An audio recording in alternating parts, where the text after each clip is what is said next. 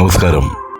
ബുദ്ധൻ പിരിയുമ്പോൾ അദ്ദേഹത്തിൻ്റെ ഏറ്റവും പ്രിയപ്പെട്ട ശിഷ്യനായ ആനന്ദ് ചോദിക്കുന്നുണ്ട്, നിന്റെ ഓർമ്മയ്ക്കായി എന്തെങ്കിലും തന്നിട്ട് പോവുക. ബുദ്ധൻ ഒരു മുല്ലപ്പൂ എടുത്ത് അവൻ്റെ കൈവെള്ളയിൽ വെച്ച് കൊടുത്തു. ഇതാണെൻ്റെ ഓർമ്മ. ആ മുല്ലപ്പൂവിൻ്റെ സുഗന്ധം അന്ന് മുഴുവൻ അവനോടൊപ്പം ഉണ്ടായിരുന്നു, പിറ്റേന്നും ഉണ്ടായിരുന്നു.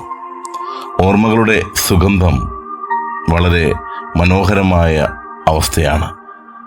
ചില ഓർമ്മകൾ നമ്മെ ജീവിക്കാൻ പ്രേരിപ്പിക്കും. ചില ഓർമ്മകൾ നമ്മെ പഴയകാല വസന്തത്തിലേക്ക് കൂട്ടിക്കൊണ്ടു പോകും. അത് പതിയെ പതിയെ മനസ്സിൽ സന്തോഷം നൽകും. എന്നാൽ ചില ഓർമ്മകൾ നാം മനഃപൂർവ്വം മറന്നുകളയേണ്ടതായിട്ടുണ്ട്. ഓർമ്മകൾ ഉണ്ടാകണമെങ്കിൽ നല്ല അനുഭവങ്ങൾ പകർന്നു കൊടുക്കുവാൻ സാധിക്കണം. എന്നും ജ്വലിക്കുന്ന നല്ല ഓർമ്മകൾ, നല്ല അനുഭവങ്ങളിലൂടെ പകർന്നു കൊടുക്കുവാൻ നമുക്ക് സാധിക്കട്ടെ.